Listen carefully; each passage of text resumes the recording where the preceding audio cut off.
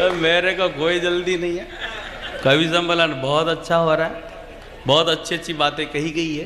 कवि सम्मेलन में सभी तरह की बातें होती, क्योंकि मम्मट का एक वाक्य है, वाक्यम रसात्मकम काव्यम। जिस वाक्य में रस भरा हुआ है उसी को कविता मान लेना चाहिए। जबरदस्ती की बीच में वो ज्ञान वाली वो ग्रंथियार वो लेके घूमने की कोई जरूरत नहीं। शिकायत यार इतना अच्छा कवि सम्मेलन हो गया, अब फिर भी कोई करम फूटा इसमें कमी निकाले तो उसकी राधा को बजो यार। है शिकायत करने वालों को तो कौन रोक सकता है, वो तो करते ही रहते हैं। एक आदमी ने पिछले दिनों रेलवे को शिकायत की कि आप विकास के नाम पर और कोई चीज बढ़ाएं, सुविधा बढ़ाएं या ना बढ़ाएं, पर टॉयलेट के मग्गे की जंजीर को इतना तो बढ़ा दो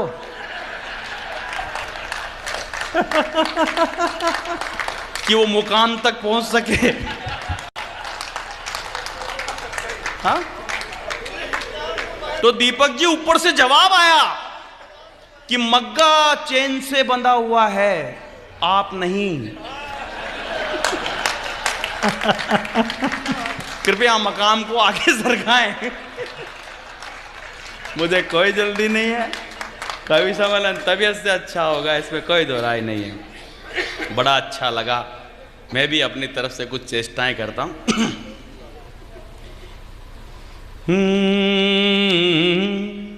ये ऐसे तो मैं इसलिए करता हूं ताकि आपको लगे कि मैं ऐसे भी कर लेता हूं। मस्तियां कैसे भी आ सकती, शरीर की प्रत्येक कोशिका से प्रत्येक क्षण चैतन्य रहने की जरूरत है बस केवल। गुल गुलशन से महकते जहान देखे हैं। हाँ वाह, ऐसे तो आनंद आ जाएगा। इतने तबीयत के श्रोता तो देखो ब्यावर में ही मिलते हैं। राम गोपाल जी जिन्होंने पूरी किताब लिख रखी है, क्या अद्भुत किताब है, सबको पढ़नी चाहिए। दरअसल अग्रवाल समाज में जितने राम गोपाल हुए वो बड़े चमत्कारी हुए। जीवन ज्योति। हाँ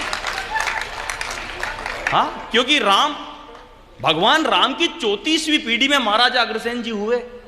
तो राम गोपाल में तो सब में चमत्कार होना, राम भी यही, गोपाल भी यही है। सारा सनातन धर्म वो अग्रवाल समाज में ही है। लेकिन एक सूचना मैं यहां पर देना चाहता हूं, अगर आपके पास नहीं हो तो। एक राम गोपाल जी कवि और हुए, जो कवि हुए कवि सम्मेलन की दुनिया के, जिनका पूरा नाम राम गोपाल बेदिल है। और वो कौन है उनका थोड़ा सा परिचय मैं आपको बता देना चाहता हूं। ये वो ऋषि है जिनको ऋषियों ने ऋषि की उपाधि दी है। राम गोपाल जी बेदिल अभी हैं, नागपुर के पास गोंदिया के रहने वाले हैं। कुछ वर्षों पहले वो पूर्वोत्तर की यात्रा पर गए थे, तब वहां पर एक ऋषि उनको मिले जिन्होंने ये कहा कि मैं आपका ही इंतजार कर रहा था। फिर उन्होंने एक लाल कपड़े में बंधे हुए कुछ कागज राम गोपाल जी बेदिल को दिए। और जब वो वापस बेदिल जी जब अपने गांव पहुंचे, उसको खोल करके देखा तो कागज में कुछ भी लिखा हुआ नहीं था। लेकिन आपको जानकर आश्चर्य होगा कि वो हृदय की भावना से इतने भावुक हुए कि वो रोने लग गए।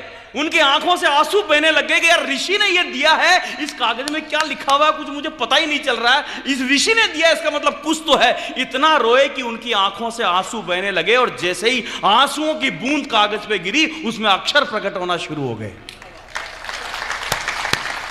ये सच्ची घटना है। तो आखिर वो कौन सी तकनीक की कागज और कौन सी तकनीक की लिखावट थी जो राम गोपाल जी के हाथों में पहुंची, और उसके बाद उन्होंने उन कागजों को पानी में डुबो डुबो करके देखा तो उसमें बाकायदा पूरा काव्य रत्न दिखाई दिया। और वो ऐसी भाषा में लिखा हुआ था जो राम गोपाल जी के समझ में नहीं आया। बहुत रोए राम गोपाल जी, बरसों तक भटकते रहे जानकारी लेने के लिए कि क्या है क्या है। फिर बाद में पता चला कि वो जिस भाषा के अंदर लिखा हुआ था उसका कोई विद्वान मिला।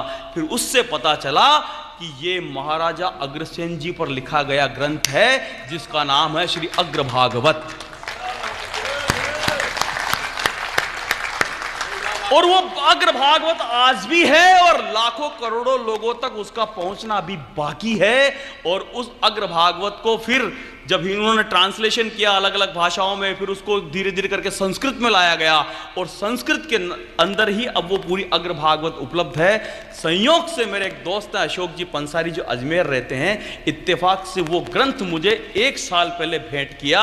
मैंने कुछ समय पहले उसका अध्ययन किया तो मुझे लगा कि ये अग्र भागवत तो श्रीमद् भागवत जैसा ही एक ग्रंथ का हिस्सा है। जैसे भागवत जी में महाभारत लिखी थी वेद व्यास जी ने, वो वेद व्यास जी जिन्होंने महाभारत लिखी उसमें एक पार्ट आता है श्रीमद् भगवत गीता जो श्री कृष्ण ने अर्जुन को सुनाई, जो आज जग प्रसिद्ध है। तो वेद व्यास जी के समकालीन एक कवि हुए जो वेद व्यास जी के ही शिष्य थे, उनका नाम था जैमिनी ऋषि, जिनको जयमुनि कहा जाता था।